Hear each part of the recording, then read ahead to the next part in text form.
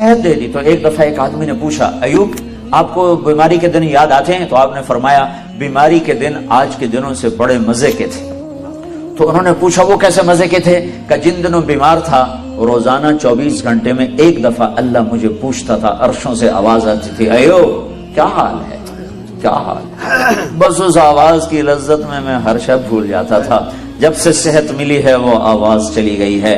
تو جب اللہ پردے بھی ہٹا دے اور جنت میں بھی بٹھا دے اور جلوے بھی دکھا دے اور کلام بھی سنائے تو اس میں پھر کیا بتاؤں کہ کیا حال ہوگا۔ لیکن یہ ان کے لیے ہوگا جو یہاں اپنے کانوں پر میوزک کو حرام کر لیتے ہیں۔ یہ چند دن کے کانوں پہ پردے ڈال لو، پھر تمہیں اللہ اپنا کلام سنانے والا ہے، اپنے نغمے سنانے والا ہے، جنت کے نغمے سنانے والا ہے۔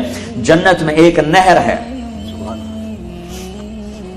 جس کا نام ہے ہرول، ایک دودھ کی نہریں، شہد کی نہریں، شراب کی نہریں، پانی کی نہریں۔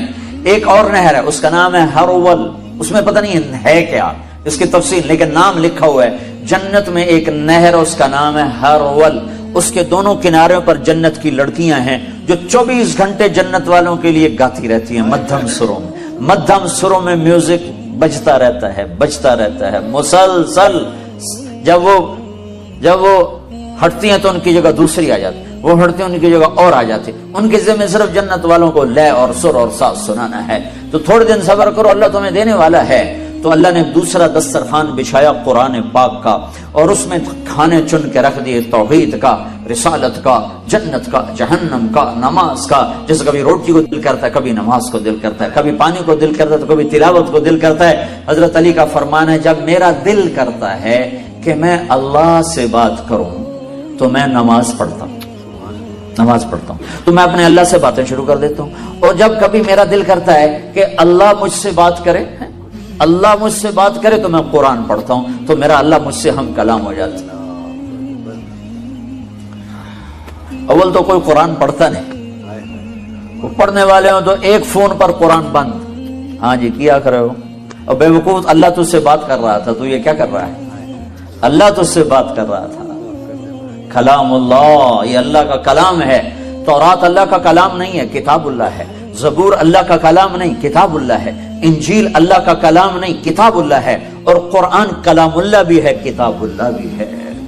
یہ اللہ کا کلام ہے جو براہ راست اللہ کی ذات سے نکلا۔ تورات لکھوائی گئی، زبور لکھوائی گئی، انجیل لکھوائی گئی، اس لیے 50 سال کے بعد ہر کتاب تبدیل ہو کے رہ گئی، اور 2 کتابوں کے نام مٹ گئے۔ تیسری کتاب وہ کتاب ہی نہیں جو عیسیٰ علیہ السلام پر اتاری گئی تھی۔ یہ تو لوقا اور متی، یوحنا اور مرقس، یہ 4 بڑے لوگ ہیں جو حضرت عیسیٰ علیہ السلام کے تقریباً ان 70 سے 110 سال کا فاصلہ ہے۔ پہلا لوقا ہے جو 70 برس کے بعد ہے، اور پھر مرقس تک 110 سال ہیں۔ 70 سے 110 سال کے درمیان ان 4 آدمیوں کی یادداشت میں جو تھا انہوں نے وہ لکھا، اس کا نام بائبل ہے۔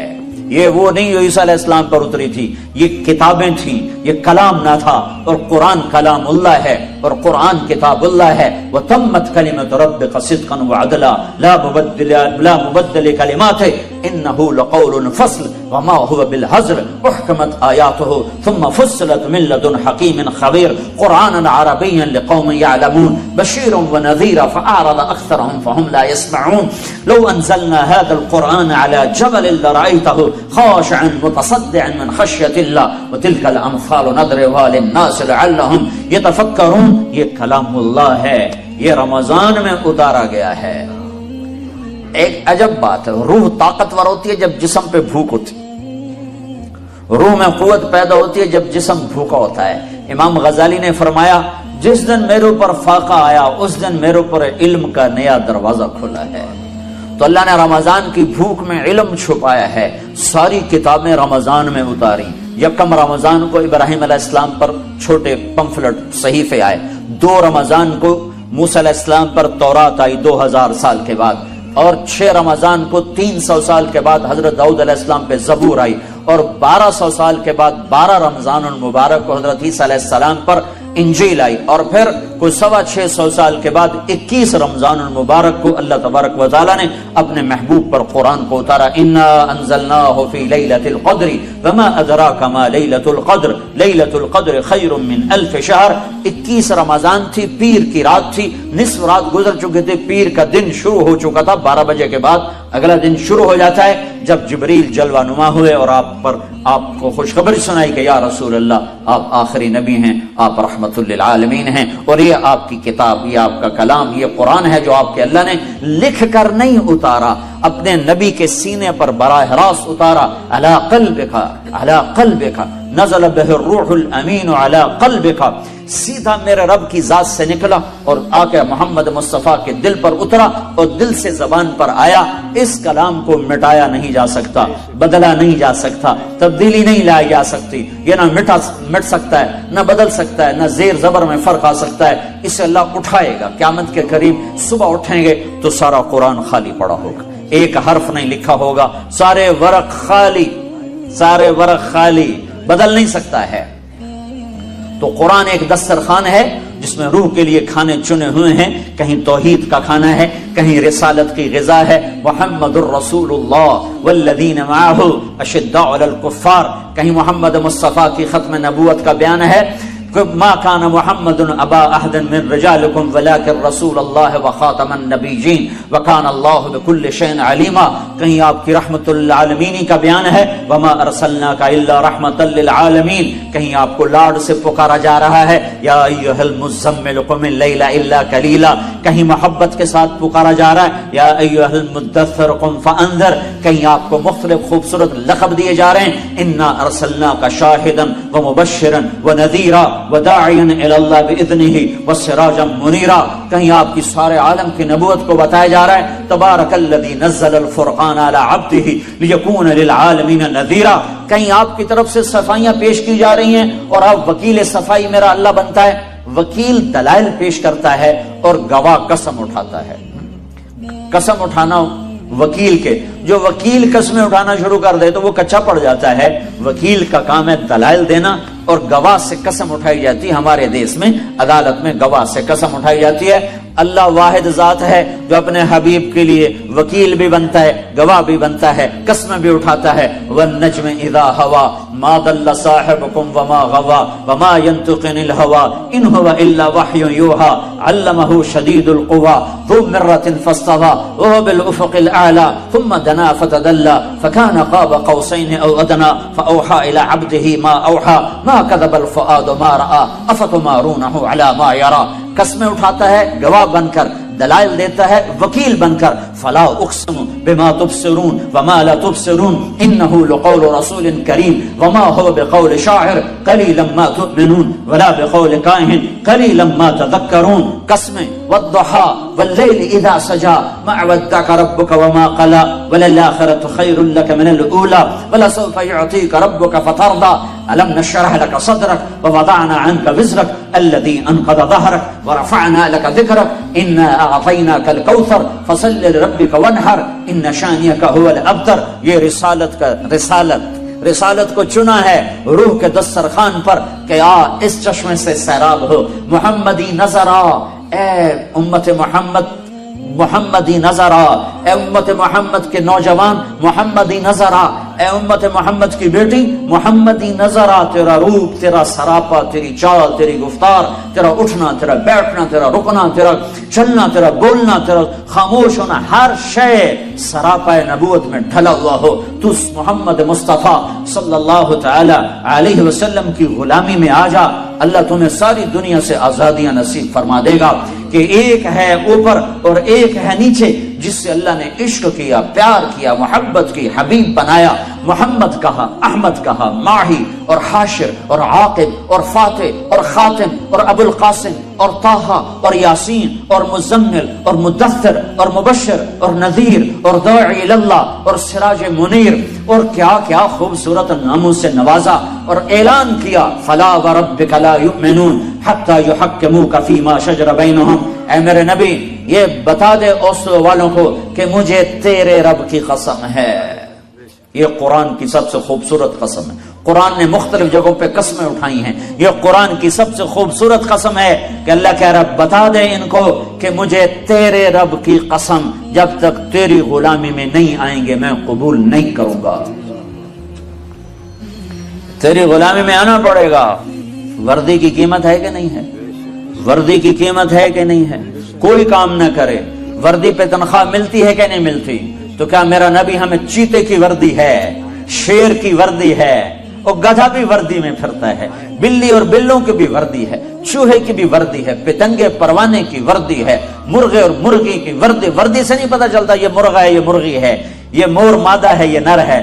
وردیوں میں ہیں. تمہیں میرا نبی ننگا بھیج گیا ہے، تمہاری کوئی وردی نہیں، تمہاری کوئی پہچان نہیں. میرے نبی کی ہر ادا زندہ ہے، سلامت ہے، موجود ہے، محفوظ ہے، قیامت تک رہے گی. جب قرآن اٹھایا جائے گا تو میرے نبی کی سیرت کو اٹھایا جائے گا. اس سے پہلے کوئی دجال، کوئی بڑے سے بڑا بھی نہیں اٹھا سکتا. یہ محکم کتاب کی طرح محکم حدیث ہے. ایک فتنہ اٹھا پاکستان میں، حدیث تو 300 سال بعد لکھی گئی، پتہ نہیں اللہ کے نبی کی ہے کہ نہیں ہے. ان بیچاروں کو پتہ نہیں ہے کہ یہ کس کا کلام ہے، یہ کس کا کلام ہے اور کون حفاظت کر رہا ہے. میری ماں مر گئی، میرا ابا مر گیا، میں نے ان کی چیزیں اٹھا کے سنبھال کے رکھ لی. میں چھوٹا سا ذمہ دار ہوں، میں اپنی طاقت کے مطابق اپنے ماں باپ کی چیزوں کو ضائع نہیں ہونے دیا.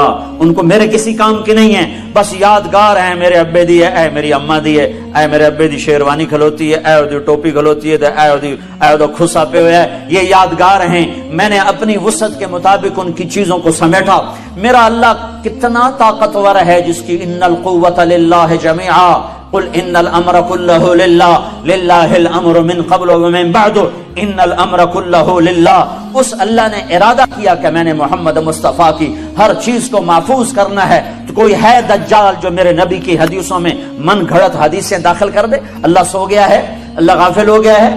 اللہ تعالیٰ کی طاقت سے بڑھ گئے ہیں دجال اور انہوں نے اللہ کے نبی کے کلام میں کلام داخل کر دیا؟ نہیں نہیں نہیں. یہ سارا کلام سند کے ساتھ ہمارے پاس آیا ہے، بغیر سند کے ایک قول نہیں ہے. میں نے بخاری محمد عبداللہ سے پڑھی، انہوں نے خیر محمد سے، انہوں نے انور شاہ سے، انہوں نے محمود الحسن سے، انہوں نے محمد قاسم سے، انہوں نے عبد الغنی سے، انہوں نے محمد اسحاق سے، انہوں نے عبد العزیز سے، انہوں نے شاہ ولی اللہ سے، انہوں نے ابو طاہر مدنی سے، انہوں نے ابراہیم کردی سے، انہوں نے احمد القشاشی سے، انہوں نے ابو المواہب شناری سے، انہوں نے ابو محمد بن احمد الرملی سے، انہوں نے ابو یحییٰ انصاری سے، انہوں نے ابن حجر الاسقلانی سے، انہوں نے ابراہیم بن احمد التنوخی سے، انہوں نے احمد بن ابی طالب سے، اور انہوں نے عبد الرحمن بن اول سے، انہوں نے حسین بن مظفر الداودی سے، انہوں نے محمد بن یوسف الفربری سے، اور انہوں نے امام بخاری سے، امام بخاری نے حمیدی سے، حمیدی نے سفیان سے،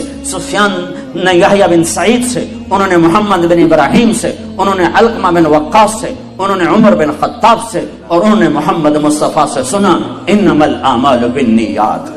میں ایک حدیث کے پیچھے سارے سلسلے پڑھ کے سنا دی ہیں کہ میں طارق جمیل نوائے وقت سے پڑھ کے نہیں بول رہا ہوں، اور میں اردو ڈائجسٹ سے پڑھ کے نہیں بول رہا ہوں، اور میں ریڈر ڈائجسٹ سے پڑھ کے نہیں بول رہا ہوں، ٹائم میگزین سے پڑھ کے نہیں بول رہا ہوں. میرے پیچھے 31 واسطے ہیں، میں ان واسطوں سے کہہ رہا ہوں انما الاعمال بالنیات. نیتوں کا دار و اعمال کا دار و مدار نیتوں پر ہے. میرے نبی کی ہر بات یوں مہر لگی ہوئی ہے، سکہ بند ہے.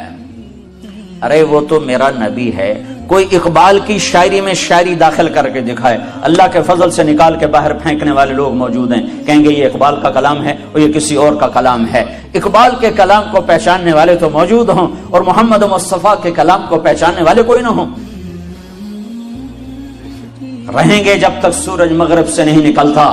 میرے نبی کی ہر ادا محفوظ ہے. یہ تو میں نے آپ کو روحانی نسب نامہ سنایا ہے، یہ میرا روحانی نسب نامہ ہے. اپنے نبی کا تم خاندانی نسب نامہ بھی سنو کہ وہ محمد بن عبداللہ بن عبد المطلب بن ہاشم بن عبد مناف بن قصی بن کلاب بن مرہ بن کعب بن لبی بن غالب بن فہر بن مالک بن نضر بن کنانہ بن خزیمہ بن مدرکہ بن الیاس بن مدر بن نزار بن معد بن عدنان بن اود بن حمیسہ بن سلامان بن عوس بن بوز بن قموال بن ابی بن عوام بن ناشد بن حزا بن بلداس بن یدلاف بن طابخ بن جاحم بن ناحش بن ماخی بن عیفی بن عبقر بن عبید بن الدعاء بن حمدان بن سنبر بن یثربی بن یحزن بن یلحن بن ارعوى بن عیدی بن زیشان بن عیسر بن اقناد بن ایہام بن مقصر بن ناحر بن زارع بن سمی بن مزی بن عوض بن عرام بن قیدار بن اسماعیل بن ابراہیم بن آدر بن ناعور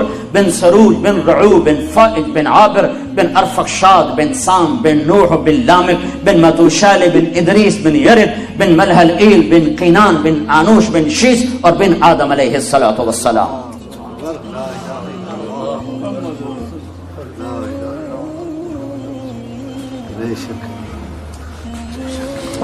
قرآن دسترخوان ہے. وطور سینین وہذا البلد الامین. طور سینا کی ضرورت نہیں ہے کہ وہاں تورات قرآن میں آ گئی. میرے نبی نے کہا اوتیت المثانی مکان التورات، مجھے تورات کے بدلے میں سورہ فاتحہ مل گئی.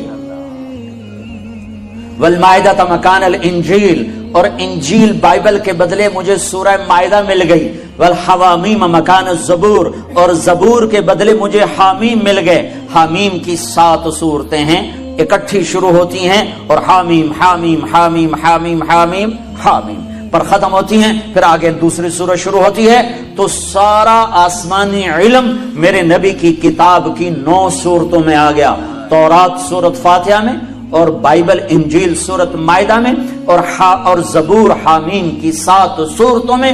وفضلت بالمفصلات، اور باقی قرآن کے ذریعے سے میرے نبی نے کہا میرے اللہ نے مجھے عزت بخشی، مجھے سرداری بخشی، مجھے فضیلت بخشی. وطور سینین وہذا البلد الامین، طور سینا پر تورات اتری اور بلد امین میں قرآن اترا. ایک تورات کے اترنے کی جگہ ہے اور ایک قرآن کے اترنے کی جگہ ہے. اور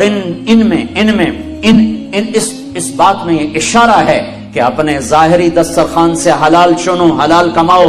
شراب بیچنے والا کبھی سکھ نہیں پا سکتا، کبھی سکھ نہیں پا سکتا. اگر میرا رب ہے تو سنو وہ کبھی سکھ نہ پائے گا. سود پہ کھانے والا، سود کھانے والا، چوری کرنے والا، ظلم کرنے والا، ستم ڈھانے والا، ہر طریقہ جو حرام اللہ نے مقرر کر دیا ہے اس سے رزق آنے والا سکھ نہیں پا سکتا. یہ دھرتی اللہ کی، آکاش اللہ کا، لیل و نہار اللہ کے، دن رات اللہ کے، ماضی حال اللہ کا، خوشی غمی پر اللہ قابض ہے. کبھی کبھی کبھی کبھی بھی حلال کھانے والے پر خزاں نہ آئے گی اور حرام کھانے والے پر بہار نہ آئے گی. گزارا نہیں ہوندا، یہ تو بڑی معمولی سی بات ہے. یہ بات امام حسین بھی کہہ سکتے تھے، گزارا نہیں ہوندا، میں یزید کی بیعت کرتا ہوں. ان کا نہیں، سر کاٹو، نیزے پہ چڑھاؤ، میرے جسم پہ گھوڑے دوڑاؤ اور امت محمد کو پیغام دو کہ اہل بیت یوں قربان ہوئے ہیں اپنے نانا کے دین پر. اور ان کو سنا دو کہ کلمہ اتنا سستا نہیں ہے، جنت اتنی سستی نہیں ہے. حسین کو تو جنت کا وعدہ تھا کہ حسن اور حسین جنت کے نوجوانوں کے سردار ہیں. میرے نبی نے خوشخبری سنائی. ابھی تو یہ شہزادے حسن پیدا ہوئے. میرے نبی نے پوچھا علی کیا نام رکھا ہے؟ کہا جی حرب. کہا نہیں حسن، حرب جنگجو. پھر حسین پیدا ہوئے 10 مہینے کے بعد. آپ نے پوچھا علی کیا نام رکھا ہے؟ کہا جی حرب جنگجو. کا نہیں یہ حسین، یہ حسین. پھر میرے نبی نے فرمایا جب سے آدم کی نسل چلی ہے یہ 2 نام اللہ نے سنبھال کے رکھے تھے میرے بچوں کے. آج تک کسی کا نام حسن حسین نہیں رکھا گیا. حضرت حسن سر سے لے کر کمر تک اللہ کے نبی کے مشابہ تھے، اور کمر سے لے کر پاؤں تک حضرت علی کے مشابہ تھے. اور حضرت حسین سر سے لے کر کمر تک حضرت علی کے مشابہ تھے، اور کمر سے لے کر پاؤں تک اللہ کے محبوب کے مشابہ تھے. اس لیے میرا نبی فرمایا کرتے تھے حسن میرا بیٹا ہے، حسین علی کا بیٹا ہے. دونوں سے پیار کرتے تھے لیکن حسن سے زیادہ پیار تھا. حسن سے زیادہ فرماتے تھے اور پیار دونوں سے تھا. دونوں کو کمر پہ بٹھا کر پاؤں اور گھٹنے زمین پہ لگا کر پورے کمرے میں چکر لگاتے اور فرماتے دیکھا تمہارا اونٹ کیسا زبردست ہے. نعم الجمل جملکما، دیکھا بچوں تمہارا اونٹ کتنا زبردست ہے، تمہیں کیسے سواری کرا رہا ہے. باہر نکلے اور ہاتھوں کی بجائے کندھے پہ بٹھائے ہو. یہاں عربوں میں عیب تھا بچے اٹھانا، پیار کرنا بھی عیب تھا، چے جا کے اٹھانا. اور یہاں اٹھانا تو کوئی سلیقہ نظر آتا ہے، کندھے پہ بٹھانا تو عجب نظر آتا ہے نا. تو آپ نے دونوں بچوں کو یہاں بٹھایا ہوا اور باہر آ گئے. تو ایک بدو نہ رہ سکا، ہوئے ہوئے یا رسول اللہ آپ ان سے اتنا زیادہ پیار کرتے ہیں کہ ان کو یہاں بٹھایا ہوا ہے. آپ نے کہا میں نہیں پیار کرتا ہوں، اللہ بھی ان سے پیار کرتا ہے. اور اگلی بات بھی بتا دوں، جو ان سے پیار کرے گا اللہ ان سے پیار کرے گا، جو ان سے بغض رکھے گا اللہ ان سے بغض رکھے گا.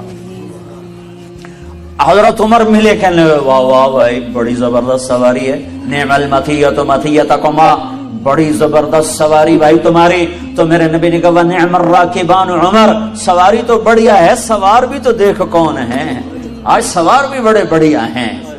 ये जन्नत के नौजवानों के सरदार हैं, इन्हें करबलाओं में सर कटाने की क्या जरूरत थी? हाँ थी, ताकि कोई ये ना कहे शराब ना बेचूं तो काम कैसे करूं, कोई ये ना कहे नमाज कैसे पढ़ूं, मैं तो ड्यूटी पे होता हूं, कोई ये ना कह सके कि मैं रोजा कैसे रखूं, मैं तो मेहनत मजदूरी करता हूं, कोई ये ना कह सके मैं पर्दा कैसे करूं, मैं तो ओस्लो में रहती हूं, मैं कैसे पर्दा करूं, मैं तो पर्दा नहीं कर सकती, मैं तो ओस्लो में रहती हूं। यहाँ सर नेजों पे चढ़ गए और बदन टुकड़े टुकड़े हो गए और ये पैगाम सुना दिया कि दीन यूं जिंदा किया जाता है। जुनू के शहर में सर बेचते थे मुफ्त दीवाने, अदा करने यही खुश रस्म हम बाजार में आए।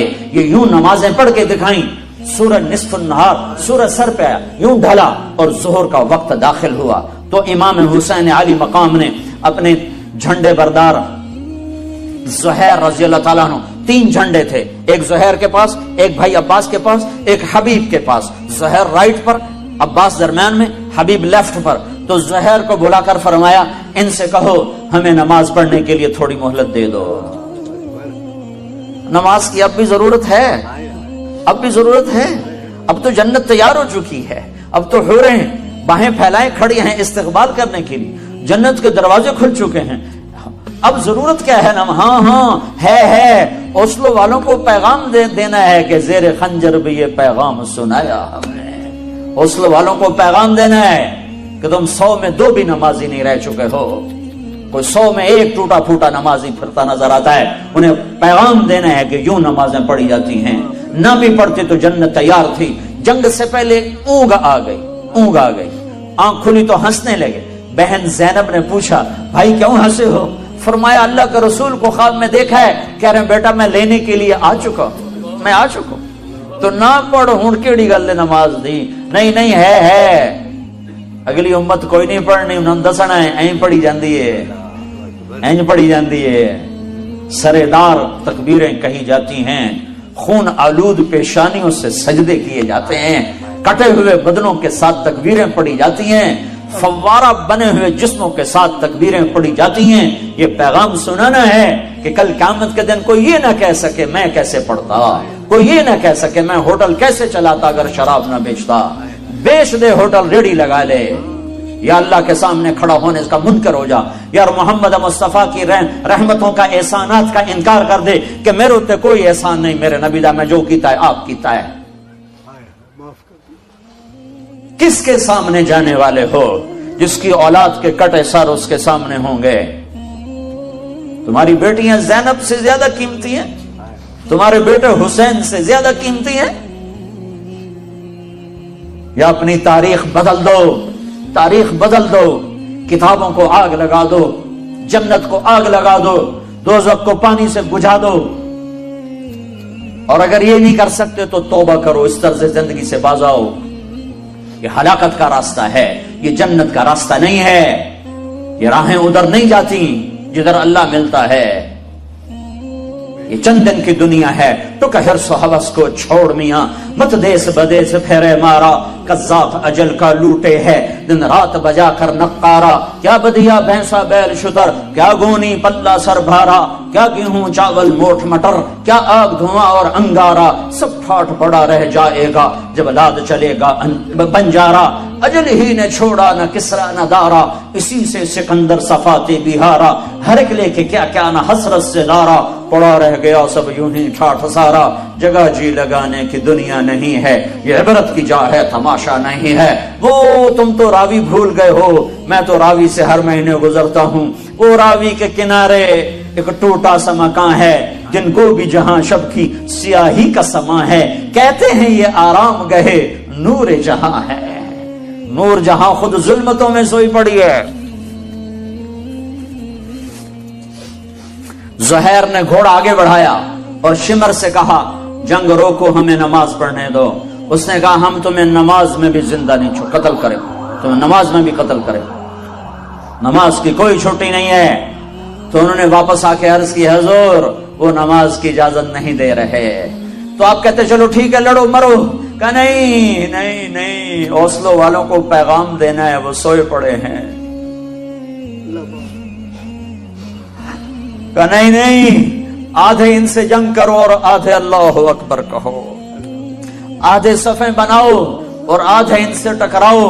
25 آدمی 20 تو شہید ہو چکے تھے ظہر تک. یہ ایسے نمازی دھرتی نے کبھی نہیں دیکھے، آسمان نے کبھی نہیں دیکھے، فرشتوں نے کبھی نہیں دیکھے کہ اپنے خون سے وضو ہو رہا ہے، یہ کربلا کی مٹی سے تیمم ہو رہا ہے.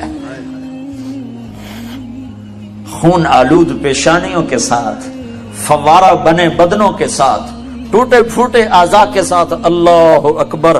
جب انہوں نے تکبیر پڑھی ہوگی تو آسمان پہ کیا ہلچل مچی ہوگی. جب انہوں نے سجدوں میں سر رکھا ہوگا تو دھرتی نے کیا کیا غصے لیے ہوں گے. تم کراؤن کے ہی غلام بن کے رہ گئے ہو. ہائے ہائے ہائے ہائے، یہ بھی کوئی زندگی. اسلام آباد پلاٹ لینا ہے، گھر بناونا ہے، اس واسطے میں ہوٹل چلاونا ہی ہے، میں شراب بیچنی ہے، میں پیچھا گھر بناونا ہے.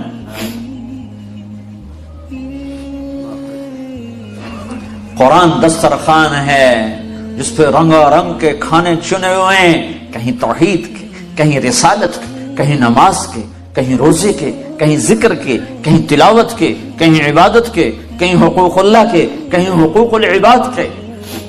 پورا دسترخوان ہے جو رمضان میں اترا ہے. یہ قرآن کا مہینہ ہے. ساری آسمانی کتابیں رمضان میں. رمضان کو رمضان کیوں کہتے ہیں؟ چودھری رمضان ہے. رمضان کو رمضان کیوں کہتے ہیں؟ رمضان کا مطلب ہے جل جانا، جل جانا، جل جانا. رمضان یار مودو، جل جانا. تو رمضان کو رمضان اس لیے کہتے ہیں کہ اس میں 330 دن میں جو مردوں عورتوں نے گناہ کیے ہوتے ہیں، اللہ ہر روزے کے بدلے میں ان گناہوں کو جلاتا جاتا ہے، جلاتا جاتا ہے، جلاتا جاتا ہے. جب آخری دن آتا ہے تو تمام گناہوں سے روزے والا پاک ہو کے باہر نکل جاتا ہے. اس لیے اس مہینے کا نام رمضان رکھا گیا. جل جانا، جل جانا. کیا جلتا ہے؟ ایک گناہ جلتے ہیں، دوسرا کیا جلتا ہے؟ ایک نفس جلتا ہے. جب اس کو بھوک اور پیاس ستاتی ہیں تو پھر وہ اس کے اندر جو غلاظتیں جمع ہیں وہ جلتی ہیں، وہ جلتی ہیں. اور مادی طور پر بھی کیا جلتا ہے؟ پورے جسم میں جو فاسد مادے ہیں وہ جلنا شروع ہوتے ہیں، بشرطے کہ روزہ ہو.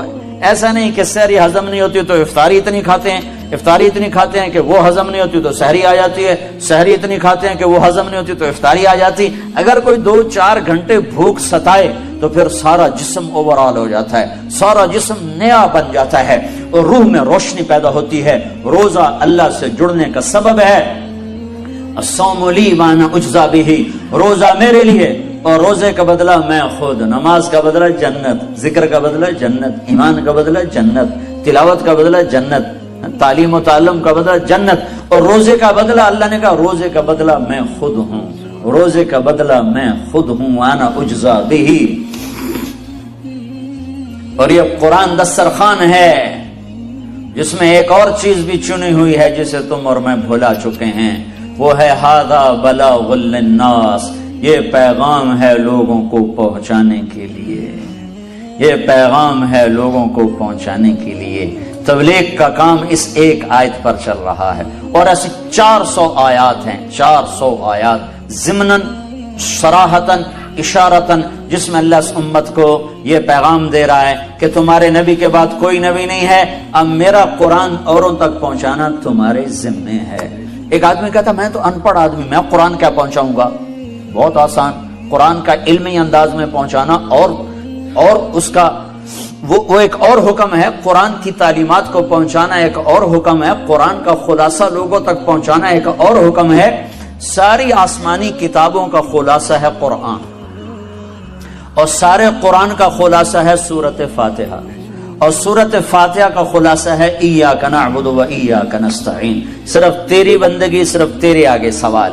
اگر میں اعجاز صاحب سے کہتا ہوں بھائی اعجاز صاحب آپ صرف اللہ کی بندگی کرو اور صرف اللہ سے مدد مانگو، تو میں نے سارے قرآن کی تبلیغ ان کو کر دی اور سارے قرآن کا پیغام میں نے ان کو پہنچا دیا. تبلیغ علماء کا کام نہیں ہے، تبلیغ عوام کا بھی کام ہے، علماء کا بھی کام ہے. یہ صرف علماء کا کام نہیں ہے. ہاں مسائل بتانا، علمی رموز اسرار بتانا، حدود شریعت بتانا، یہ علماء کا کام ہے، لیکن تبلیغ تو سب کا کام ہے. ساری امت. میں گورنمنٹ کالج لاہور میں پڑھتا تھا, ہمارے کالج کا لڑکا تبلیغ کیا کرتا تھا, کوئی عالم نہیں تھا, ایم اے آنرز کر رہا تھا, اس نے پورے پنجاب یونیورسٹی میں ٹاپ کیا اور گولڈ میڈل لیا. بنگالی تھا, اس پاکستان 70 کی بات. پھر اس کے بعد وہ کیمبرج یونیورسٹی گیا, وہاں اس نے اکنامکس میں پی ایچ ڈی کیا اور ٹاپ کیا, گولڈ میڈل لیا. وہ اکیلا لڑکا سارے کالج میں تبلیغ کرتا. اقبال ہاسٹل ایسے چوکور بنا ہوا ہے, اس کے برآمدے میں وہ پھرتا ہوتا تھا اور ایک ایک لڑکے کی محنت کرتا تھا, اور لڑکے اس کے اوپر چھلکے پھینکتے, پانی پھینکتے, ہوٹ کرتے, مذاق اڑاتے, اوے صوفی, اوے ملا, اوے فلانے, اوے فلانے, اور وہ سب کی سن کے ان کو دعوت. میں نے خود ایک دفعہ اسے اپنے کمرے سے یوں دھکا دے کے نکالا کہ جے تو آئندہ میرے کمرے سے بڑا میں تیری ٹنگا باندھ دیونی. لیکن ایک ہفتے کے بعد وہ پھر میرے پاس پہنچا ہوا تھا. یہ تبلیغ ہے. کسی کو تم اوے کر دو نا تو تم سے موت تک بائیکاٹ کر کے رکھ دے گا. تو ہیں کون میں نے اوے آکھن والا؟ ہاں. اور نبی کیا کرتے ہیں, وہ پاؤں پڑتے ہیں. وہ ممبر پہ بیٹھ کے صرف تقریر نہیں کرتے میری طرح کے ممبر پہ تقریر کی اور چھٹی, وہ لوگوں کے پیچھے پھرتے ہیں. ھذا بلاغ للناس, یہ ایک اعلیٰ چیز دسترخوان پہ چنی ہوئی ہے, یہ پیغام ہے. ھذا ھذا ھذا, یہ پیغام ہے. بلاغ بلاغ بلاغ, پہنچانے کے لیے. کدھر کدھر؟ للناس, لوگوں کو پہنچانے کے لیے. کیسے پہنچائیں؟ مسجد میں کوئی آتے نہیں, کتاب کوئی میں میرے والد صاحب رحمت اللہ علیہ بڑے ذمہ دار تھے اور کچھ دینداری بھی تھی, تو وہ مجھے نا بزرگوں کی کتابیں دیتے, بیٹا یہ کتابیں پڑھو. ان کو نظر آتا تھا اس کو میں نے لاہور بھیجا ہے تو یہ الٹا سیدھا ہو گیا, صحیح راستے پر نہیں ہے. 11 سال میری عمر تھی جب مجھے میرے ابا نے لاہور بھیج دیا کہ میں میڈیکل سائنس پڑھوں اور ڈاکٹر بنوں. آگے اللہ نے میرا مقدر کچھ اور کیا تھا. تو میں جب کبھی گھر آتا تو مجھے کہتے یہ کتابیں پڑھو, اور میں 2 صفحے پڑھنے کے بعد میری ہمت جواب دے جاتی, میں کہ میرا تو دل ہی کو نہیں پڑھنے کو, میں کیسے پڑھوں. تو میں ابے کے آگے کتاب رکھ کے بیچ میں ناول رکھ کے پڑھتا رہتا تھا. میرا ابا ہاں چنگا پتر چنگا کام کیتی جاندہ ہے, تو میں وچ پتہ نہیں کی پڑھی جاندہ. تو اب کتاب کوئی پڑھنے والا نہیں, مسجد میں کوئی آنے والا نہیں, کسی عالم کی محفل میں کوئی آنے والا نہیں, درس میں کوئی آنے والا نہیں. لاکھوں کروڑوں مسلمان ہیں جن کا مسجد سے کوئی تعلق نہیں. انہیں تم مسجد والا کیسے بناؤ گے گشت کے سوا؟ جب تک تم جاؤ گے نہیں یہ تمہارے کیسے بنیں گے؟ میرے پاس آئے تو میں ممبر پر بیٹھا نا, اگر میں کسی کلینک میں بیٹھا ہوں تو میرا بھائی دل کا ڈاکٹر ہے بڑا اچھا. ھذا بلاغ للناس, یہ پیغام ہے پہنچانے کے لیے, لہذا اسے پہنچائیں کہ بھائیو اللہ کی مان لو, بہنوں اللہ کی مان لو, اور اللہ کے سامنے ہاتھ پھیلاؤ, کسی اور کے آگے نہ پھیلاؤ. اس کو سیکھ لو. یہ پڑھنے سے, میں تو مدرسے میں پڑھاتا بھی ہوں, تبلیغ میں بھی جاتا ہوں, 10 مدرسے اللہ میرے ذریعے سے چلا رہا ہے. میں اپنے طلبہ سے بھی کہتا ہوں بچوں تم پڑھ رہے ہو, سیکھ نہیں رہے ہو. پڑھنا اور ہے, سیکھنا اور ہے. میں تمہیں صبر کا مطلب پڑھاتا ہوں, سکھاتا نہیں ہوں, کیونکہ صبر کی گھاٹیوں سے گزر کے سیکھا جاتا ہے. تقوی کی گھاٹیوں سے گزر کے سیکھا جاتا ہے. توکل پڑھنے سے نہیں آتا, توکل کی گھاٹیوں سے گزر کے آتا ہے. درگزر پڑھنے سے نہیں آتا, درگزر کرنے سے درگزر آتا ہے. تبلیغ میں ان صفات کو سیکھا جا رہا ہے. اس لیے 6 بر اعظم میں یہ محنت پھیل گئی. نہ کوئی اس میں خطیب ہے, نہ کوئی بڑا علامہ ہے, عام مسلمان ہیں, لیکن دنیا کے آخری کنارے تک اللہ تعالیٰ نے دعوت کی آواز کو پہنچایا. ھذا بلاغ للناس, اس ایک آیت کی بنیاد پر لوگ سال کے لیے, میرا اپنا بیٹا سال کے لیے نکلا ہوا ہے کہ باپ کب چاہے گا کہ اس کی اولاد اس کی آنکھوں سے اوجھل ہو. چلو میں تو باپ ہوں, میرا اتنا زیادہ بچوں سے تعلق بھی نہیں بن سکا کہ میں پھرتا رہا بہت زیادہ, لیکن ماں تو ہر بچوں کے ساتھ اٹیچ ہے. ماں کیسے چاہتی کہ میرا بچہ سال کے لیے میری نظروں سے دور ہو جائے؟ یہ قربانیاں ہیں. پھر وہ شادی شدہ ہے, اپنی بیوی کو چھوڑ کے گیا ہے, چھوٹے بچے کو چھوڑ کے گیا ہے. یہ میرے گھر کی کہانی. اور ایسے لاکھوں انسان ہیں. جو میں جبوتی جا رہا تھا, جماعت میں اجتماع تھا 10 دن کے لیے, تو میرے برابر میں کی سیٹ میں ایک نوجوان آ کے بیٹھا.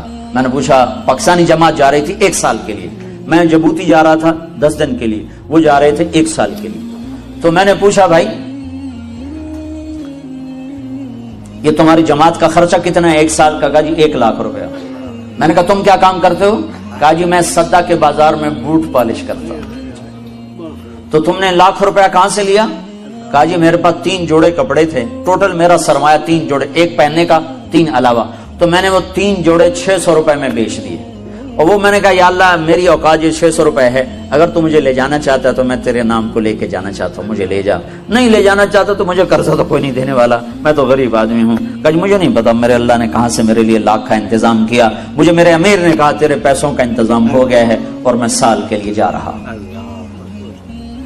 یہ عجیب و غریب نمونہ وجود میں ہے کہ اپنی جیب پر زد ڈال کے اپنے بھی بچوں کو چھوڑ کر 4 مہینے سال کے لیے دور دراز ملکوں میں جانا، کہ ایک آدمی میرے اس سفر میں کوئی ایک نوجوان نمازی بن جائے، کوئی ایک نوجوان کسی ایک سنت پہ عمل کر لے تو میرے سارے سفر کی قیمت ادا ہوگی۔ کہ اللہ کے نبی کا ایک ایک طریقہ 7 زمین آسمان سے زیادہ قیمتی ہے۔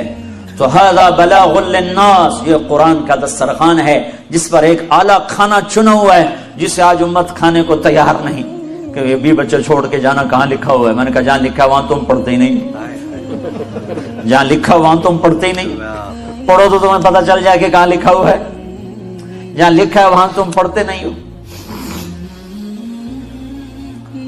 تو میرے بھائیوں، روح کا دسترخوان قرآن پاک ہے جو مختلف انواع کے کھانوں سے اللہ نے چن کر ہمارے سامنے سجا دیا ہے کہ ادھر سے کھاؤ حلال، اور یہ بھی اعمال ہیں انہیں اختیار ہو، تمہاری روح کی غذا ہیں، کہیں توحید کا کھانا ہے، کہیں رسالت کا ہے، کہیں انابت کا ہے، کہیں خشیت کا ہے، کہیں علم کا ہے، کہیں ذکر کا ہے، کہیں اخلاق کا ہے، کہیں قربانیوں کا ہے، کہیں راتوں کے اٹھنے کا ہے، کہیں طواف کا ہے، کہیں حج کا ہے، کہیں مینا کا، کہیں مزدلفہ کا، یہ سارا قرآن دسترخوان ہے۔ اس میں ایک عالی شان کھانا چنا ہوا ہے، وہ تبلیغ کا ہے کہ پوری دنیا کے انسانوں تک اللہ کا پیغام پہنچاؤ اپنی جان مال کے ساتھ، اپنی جان مال کے ساتھ، اپنے جان مال کے ساتھ، اور ان کی منت کرو، ان کی گالی سنو، ان کا کڑواہٹ، ان کی کسیلی، ان کی کڑوی باتیں سنو، جیسے وہ نعیم الدین ہماری سنتا تھا اور پھر گشت کیا کرتا تھا۔ تو اتنا تو کوئی پتھر کوئی ہوتا ہے اتنا سنگ دل کے وہ بالکل ہی آخر تک نہ نرمائے۔ تو میں نے تو ایک دفعہ اس کو کمرے سے دھکا دے کے نکالا، اگلی دفعہ تو میں شرما گیا، میں نے کہا انسانیت بھی کوئی چیز ہے، اچھا جی فرماؤ جی، کہا جی مسجد چلو، میں کہا بھائی چلو بھائی۔ ہاں مدت ہوئی سیاد نے چھوڑا بھی تو کیا، مدت ہوئی سیاد نے چھوڑا بھی تو کیا، تاب پرواز نہیں راہ چمن یاد نہیں، زمانہ ہوا تبلیغ کا کام چھوڑے ہوئے۔ پرندہ چھوٹا تھا تو آدمی نے پکڑ کے پنجرے میں ڈال دیا، اس کی آنکھ کھلی تو وہ پنجرے میں تھا، اس نے سمجھا یہی میری کائنات ہے، یہ دانا چگنا، یہ پانی پینا، یہی میری کائنات ہے، پھڑ پھڑانا، اڑنا، پروازیں، چمن، راہیں، آشیانہ، ہر جگہ بھول گیا۔ جب وہ کچھ بڑا ہو گیا تو ایک دن شکاری کو ترس آیا تو اس نے پنجرے کا دروازہ کھولا اور کہا جا بچہ اڑ جا اپنے ماں باپ کے پاس، اپنے چمن کی راہ لے، اپنے آشیاں کا ہو جا، اپنی لمبی پروازوں پہ اڑ جا۔ تو وہ کہتا ہے تاب پرواز نہیں راہ چمن یاد نہیں، میں تو اڑ نہیں سکتا، میں تو اڑنا بھول چکا ہوں، اور اگر میں اڑ لوں تو مجھے اپنے گھر کی خیر خبر نہیں، میں کس چمن کا پکڑا ہوا ہوں، میں کس آشیاں سے اٹھایا گیا ہوں، مجھے تو یاد نہیں ہے۔ تو آج میرے نبی کی امت کا یہی حال ہے، تاب پرواز نہیں راہ چمن یاد نہیں۔ آج انہیں یاد نہیں کہ ہم پورے عالم میں دین پھیلانے کے لیے پیدا کیے گئے ہیں، ہم سارے عالم کے انسانوں کو اللہ کا پیغام سنانے کے لیے پیدا کیے گئے ہیں۔ ان ملکوں والوں نے آپ پر کتنا احسان کیا ہے کہ آپ کو پاسپورٹ دیے، آپ کو سارے شہری حقوق دیے، ہر شے آپ کو ظلم سے بچایا۔ اسلامی ملکوں میں جو ظلم و ستم ہوتا ہے اس کا ذرہ بھی یہاں نہیں ہے۔ تو اس احسان کا بدلہ آپ کے ذمہ نہیں تھا کہ ان میں کوئی دوزخ میں نہ جاتا، یہ جنت والے بن جاتے، یہ کلمے والے بن جاتے۔ چلو ان کو چھوڑو، جو اپنے ہی نوجوان نسل یہاں غافل ہو گئی، برباد ہو گئے، یہ اللہ کے والے بن جاتے، اللہ کے دین والے بن جاتے، اللہ کا پیغام لے کر دنیا میں پھرنے والے بن جاتے۔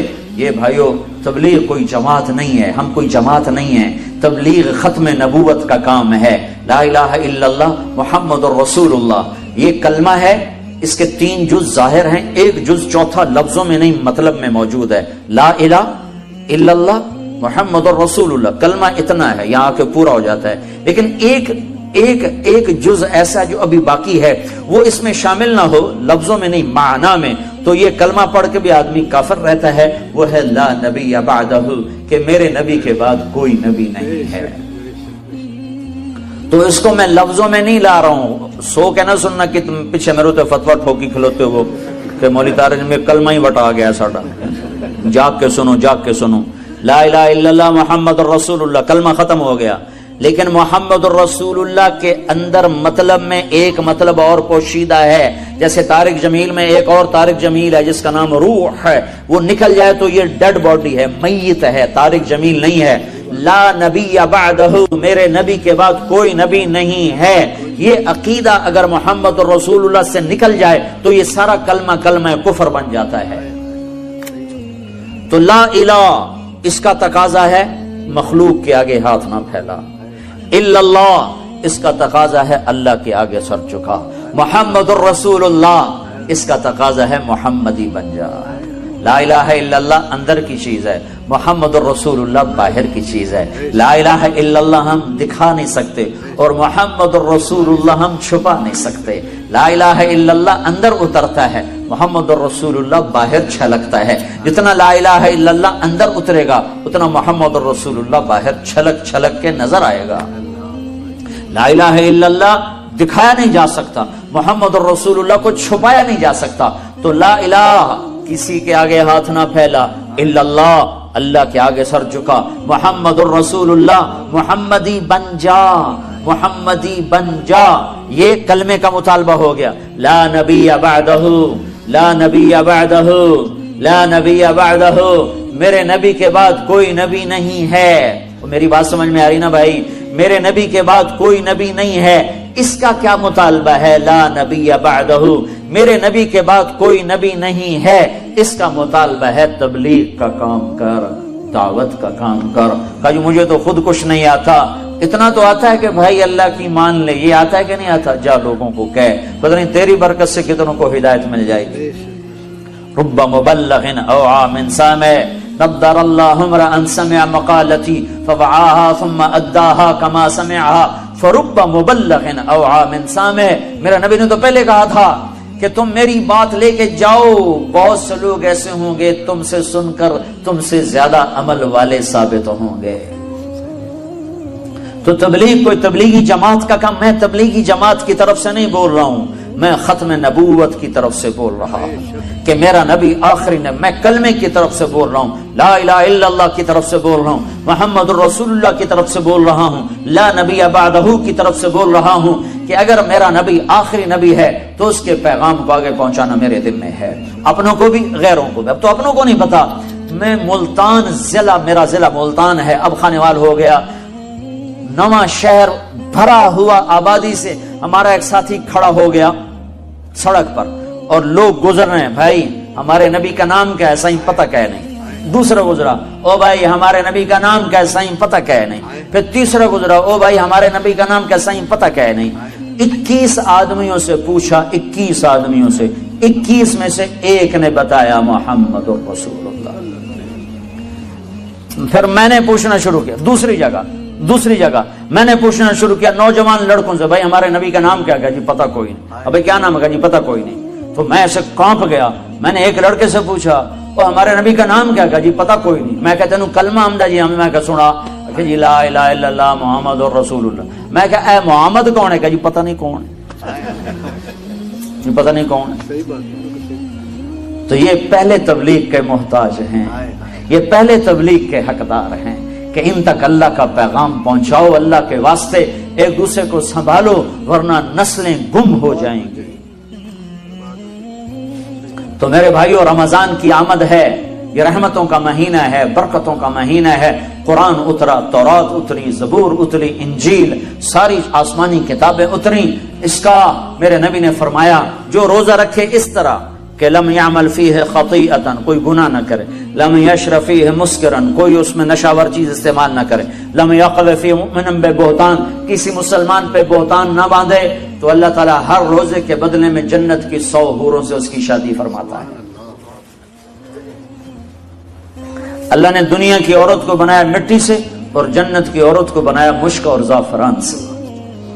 وہ سورج کو انگلی دکھائے تو سورج اس کے سامنے نظر نہیں آتا، وہ مردوں سے بات کرے تو مردے زندہ ہو جاتے ہیں، زندوں کو جھلک دکھائے ان کے کلیجے پھٹ جاتے ہیں، دوپٹہ ہوا میں لہرا دے ساری کائنات میں خوشبو پھیل جاتی ہے۔ لیکن ایمان والی مٹی والی عورت اگر تقوی اختیار کرے گی تو اس جنت کی حور سے 70,000 گنا زیادہ خوبصورت ہوگی۔ اللہ نے عورتوں کے حقوق رکھے ہیں، یہ ماں کی شکل میں ہو تو میرے نبی کا فرمان ہے کاش میری ماں زندہ ہوتی اور میں عشاء کی نماز کے مصلی پر ہوتا اور میں سورت فاتحہ شروع کر چکا ہوتا اور ادھر سے میری ماں مجھے کہتی بیٹا محمد، تو میں اس کی خاطر نماز توڑ دیتا اور میں کہتا جی اماں جان۔ ماں کا حق بتایا۔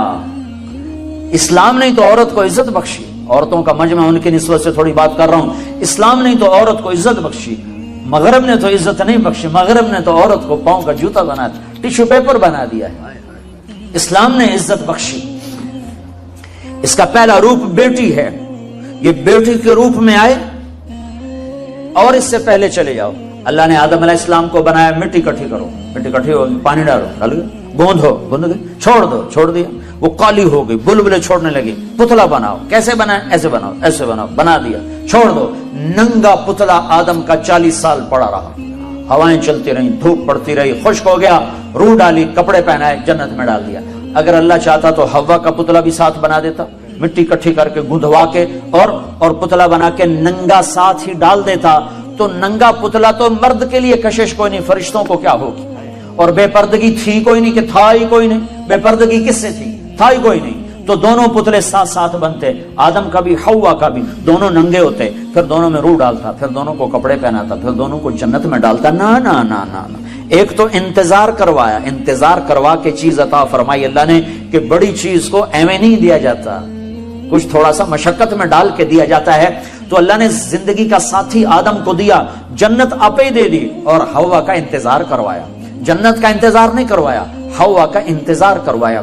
پھر مٹی نہیں اکٹھی کی، پتلا نہیں بنایا، پانی نہیں ڈلوایا، اور اسے ننگا نہیں ڈالا، بلکہ آدم کو سلا دیا، فرشتوں کی آنکھوں پہ پردہ ڈال دیا۔ جب آدم علیہ السلام کی آنکھ کھلی ہے تو اپنے پہلو میں ایک عورت کو مکمل لباس میں پردے میں پایا ہے، پہلے دن سے عورت کو عزت سے بنایا ہے، کہا آدم تیری پسلی سے نکالا ہے۔ ادھر الٹے ہاتھ کی پسلی سے کیوں نکالا ہے؟ کہ ادھر دل ہے، کہ عورت ہر روپ میں دل میں جگہ پکڑتی ہے، ماں، بیٹی، بیوی، بہن، دادی، خالہ، جس روپ میں ہے اس کا مقام دل کے قریب ہے، دل سے دور نہیں ہے۔ اور اللہ تعالیٰ نے آدم علیہ السلام کو انتظار کروایا، اور آدم علیہ السلام کو جنت اچھی نہیں لگ رہی تھی، کلے گھابرے پھر دے آئے، ہوا ویکھی تو خوش ہوئے، کہنے کہ یا اللہ کون تیری بیوی؟ آدم علیہ السلام کال کی تھی اگوں ہے، تو اللہ تعالیٰ نے کہا مہر تو ادا کر، مہر تو ادا کر۔ کہنے کہ کیا مہر ہے؟ کہا میرے آخری نبی پر ایک درود پڑھ دے، یہ مہر ہے، یہ مہر ہے اس کا۔ مردوں میں سب سے خوبصورت کون ہے بھائی؟ یوسف علیہ السلام مردوں میں سب سے خوبصورت ہیں، اور عورتوں میں سب سے خوبصورت ہے اما حوا۔ حوا تمام مستورات جتنی پیدا ہوگی، جتنی پیدا ہوئی، ان سب میں خوبصورت ترین عورت حضرت حوا ہے۔ پہلے دن عزت سے پیدا کیا، پردوں میں بٹھا کے پیدا کیا، اور بیوی بنا کے ساتھ رکھا، اور حقوق رکھے۔ اگر بیٹی پیدا ہو تو میرا نبی فرماتا ہے 3 بیٹیوں کی شادی کر دو تو جنت واجب ہو گئی، 10 بیٹوں کی شادی کرو تو جنت واجب کوئی نہیں، 3 بیٹیوں کی شادی کرو تو جنت واجب ہو گئی۔ تو ایک صحابی نے پوچھا یا رسول اللہ 3 نہ ہو 2 ہوں؟ تو کہا 2 کی شادی کرو تو جنت۔ ایک نے کہا یا رسول اللہ اگر 2 نہ ہو، ایک ہی بیٹی ہو اور آگے کوئی سلسلہ بھی نہ ہو، تو آپ نے کہا 1 بیٹی کی شادی کر دو تو جنت واجب۔ یہی بہن بن جاتی ہے، بیٹی سے بہن بنتی ہے، بھائی آتا ہے۔ تو میرے نبی نے فرمایا جس کو اللہ نے 2 بہنیں عطا فرمائیں، 2 بہنیں، اور انہوں نے اس کا حق ادا کیا، حق ادا کیا، حق کہ بھائی بہنوں کا حق مار جاتے ہیں، ماں باپ کی وراثت میں سے بہنوں کو نہیں دیتے.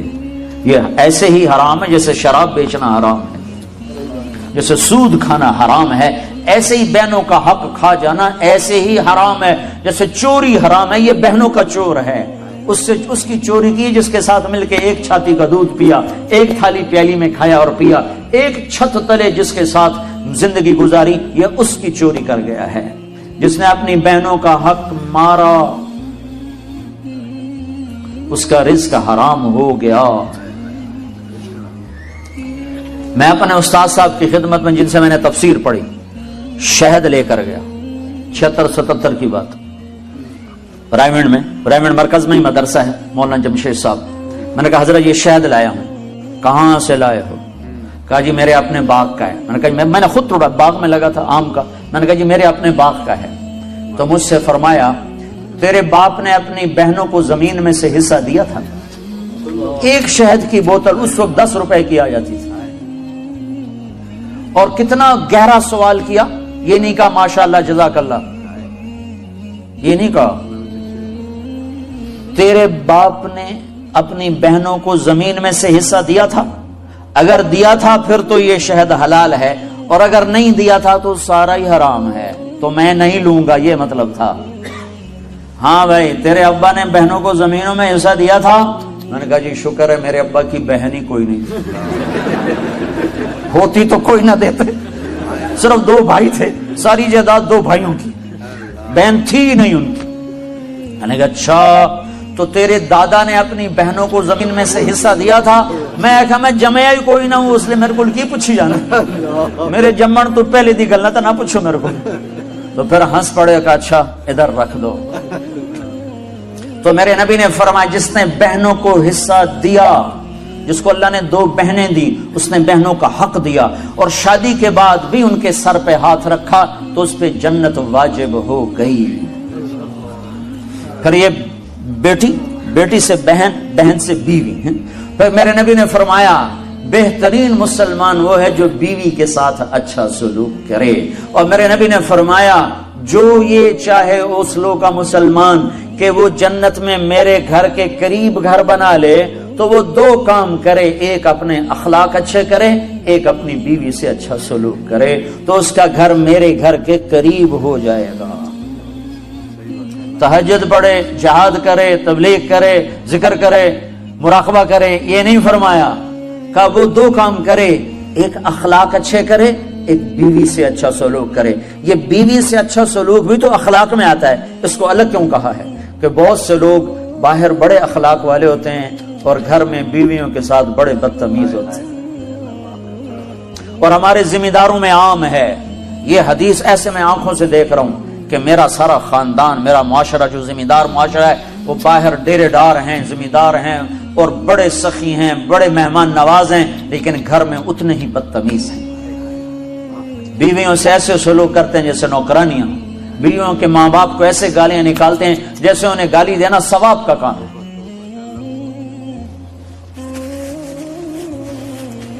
تو اس لیے اس کو الگ ذکر کیا کہ جو یہ چاہے جنت میں میرے گھر کے قریب گھر بنائے. کون نہیں چاہتا؟ تم چاہتے ہو کہ نہیں چاہتے ہو؟ تو اللہ کے نبی نے کہا 2 کام کرو، ایک اخلاق اچھے کرو، ایک اپنی بیوی سے اچھا سلوک کرو. پھر بیویوں کو بھی سمجھایا، برابری توازن قائم کیا ہے کہ اگر میری شریعت میں سجدہ ہوتا تو میں بیوی سے کہتا خامند کو سجدہ کرے. ایک عورت نے پوچھا یا رسول اللہ میری شادی ہو رہی ہے، میرے خامند کا میرے اوپر کیا حق ہوگا؟ تو آپ نے فرمایا تیرے خامند کے جسم پہ پھوڑے پڑ جائیں، پھوڑے ہو نکل آئیں اور پھوڑوں میں پیپ پڑ جائے اور تو زبان سے چاٹ چاٹ کے اس کے زخم صاف کرے تو بھی تو نے خامند کا حق ادا نہیں کیا.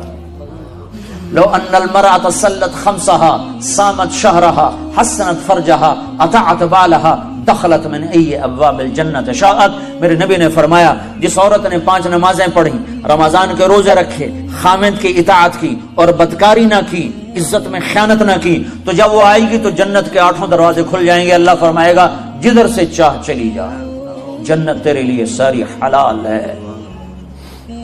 یہی عورت ماں کے روپ میں تبدیل ہو جائے تو میرے نبی نے فرمایا کاش میری ماں ہوتی اور میں عشاء کی نماز کے مصلی پر ہوتا اور میں سورۃ فاتحہ شروع کر چکا ہوتا، اور ادھر سے میرے گھر کا دروازہ کھلتا اور میری ماں کہتی بیٹا محمد